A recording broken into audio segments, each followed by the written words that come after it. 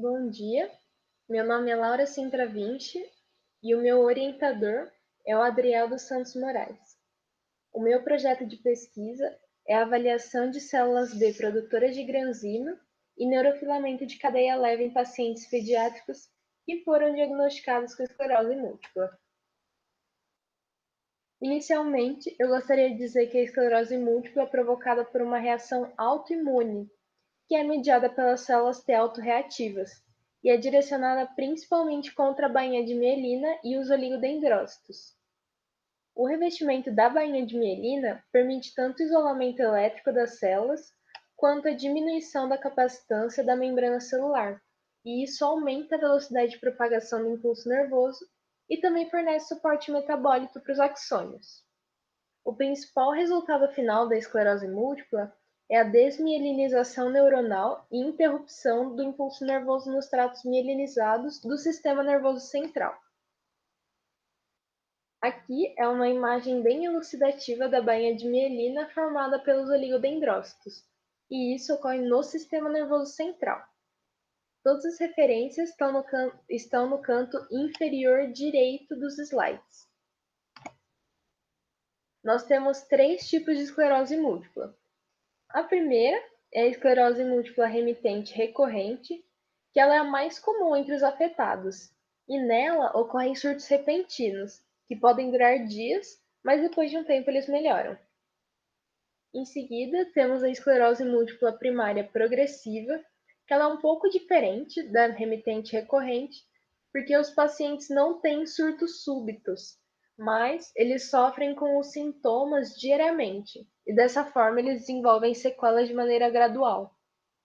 E por fim, temos a esclerose múltipla secundária progressiva, que é uma esclerose múltipla que consiste inicialmente a semelhança com a remitente recorrente, ou seja, tem surtos súbitos e remissões, mas após um certo tempo ela passa a se semelhar à primária progressiva, porque é uma piora por parte do paciente sem que necessariamente ele apresente surtos. A patogênese da esclerose múltipla resulta da inflamação e da neurodegeneração. Tem uma importante participação dos linfócitos T autorreativos no desencadeamento da doença, e a gente encontra também linfócitos T autorreativos dentro da população de linfócitos TCD4 e TCD8, que participam dos mecanismos de desmielinização pelo efeito citotóxico, através da função imunorreguladora. Temos também os linfócitos B, que eles contribuem na produção de autoanticorpos que reconhecem os componentes da mielina, dos axônios e dos neurônios, como na apresentação do neuroantígeno aos linfócitos T. Os linfócitos B também são células apresentadoras de antígenos para os linfócitos TCD4, e isso pode amplificar a resposta imune no local da lesão. E eles, os linfócitos B, também produzem citocinas pró-inflamatórias, que aumentam a inflamação e, consequentemente, também aumentam o dano tecidual. Aqui tem algumas das funções das células B, entre elas regular respostas imunes tanto pró-inflamatórias quanto anti-inflamatórias, através da liberação de citocinas pró-inflamatórias e anti-inflamatórias, respectivamente. As células B também são responsáveis pela apresentação de antígeno, pela produção de anticorpos e pela expressão da proteína granzima B, que é o que será trabalhado nesse projeto. Um pouquinho sobre a granzima B. Essas proteínas induzem a morte da célula-alvo através de apoptose. É uma importante componente dos grânulos citotóxicos das células natural killer e outras células envolvidas na resposta imune.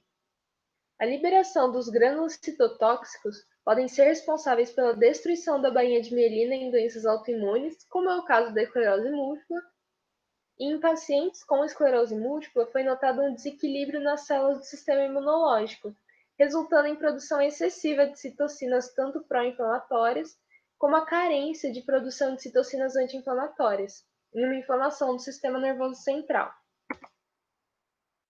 Aqui tem uma cadeia, mais ou menos, que expressa como se dá todo esse processo. Então, inicialmente, há uma ação citotóxica das granzimas B sobre os neurônios de oligodendrócitos, e é sempre bom frisar que isso ocorre no sistema nervoso central. Em seguida, a expressão de granzimas B, que leva a uma indução à apoptose. Com isso, tem um aumento da destruição celular e, consequentemente, ao aparecimento de neurofilamentos no sangue e no líquor dos pacientes. Neurofilamentos são proteínas do citoesqueleto dessas células destruídas. Portanto, quanto mais células destruídas, mais neurofilamentos estarão no sangue e no líquor. Alguns medicamentos que são utilizados para tratar a esclerose múltipla é o interferon beta e o acetato de glatiramer. O interferon beta era inicialmente utilizado apenas como antiviral. Ele é formado por glicoproteínas que são responsáveis pela sinalização celular e pertencem à classe das citocinas. E ele também é um imunomodulador. Por outro lado, o acetato de glatiramer é uma mistura de peptídeos sintéticos, mas ele também é um imunomodulador. E ele mimetiza a sequência da proteína básica da mielina e atua inibindo diretamente no desenvolvimento da encefalomielite experimental autoimune. A hipótese é de que ele compete com os antígenos mielínicos pela ligação de receptores que estão em células apresentadoras de antígeno, e assim induzem um aumento de populações de células CD4 e CD8 com perfis regulatórios, e dessa forma aumenta assim a expressão de citocinas anti-inflamatórias. A justificativa do projeto é que, apesar do aumento do diagnóstico de esclerose múltipla em crianças e adolescentes, os estudos ainda são muito escassos, uma vez que a esclerose múltipla é conhecida por ser uma doença que afeta principalmente adultos jovens e idosos, mas não tanto crianças e adolescentes. A esclerose múltipla causa injúrias a grande parte do sistema nervoso, o incapacitando a pessoa devido às dificuldades de realização de tarefas e afazeres e falta de coordenação motora, o que submete o paciente aos cuidados de familiares ou profissionais. Essa doença possui um custo extremamente elevado de tratamento, principalmente por causa dos medicamentos, que é o interferon beta e o glatiramer. Só que no Brasil, esse tratamento é totalmente sustentado pelo SUS. E por fim, com a compreensão de imunomoduladores e sua respectiva relação com a resposta imunológica do organismo do paciente, em especial da mensuração da citotoxicidade da neuroproteção, é possível levar um benefício ao paciente, aprimorando a qualidade de vida daqueles acometidos pela esclerose múltipla. Nosso objetivo geral é dosar em crianças sadias o sangue e dosar em crianças diagnosticadas com esclerose múltipla o líquor e o sangue. E o nosso objetivo específico é estudar a população de células B secretoras de granzima B e também a quantidade de neurofilamento no sangue. A nossa hipótese é que, ao se comparar as dosagens sanguíneas de uma criança sadia com as dosagens de pacientes pediátricos que possuem esclerose múltipla, a gente espera encontrar um aumento na concentração de neurofilamentos associados aos danos neurais. Esses danos provavelmente acontecem devido ao aumento de células B secretoras de granzima B, ou até mesmo ao aumento dos níveis de granzima B nos pacientes adolescentes ou crianças que foram diagnosticados com a esclerose múltipla. Como sujeitos do nosso projeto, serão utilizados 20 pacientes com esclerose múltipla em surto-remissão, que estão em tratamento com interferons beta, e outros 20 pacientes que estão em tratamento com acetato de glatiramer. Para sua inclusão, é preciso assinar um termo de consentimento livre e esclarecido, e o paciente deve ter até 16 anos de idade e que foi, claro, diagnosticado com esclerose múltipla em sua fase de surto-remissão.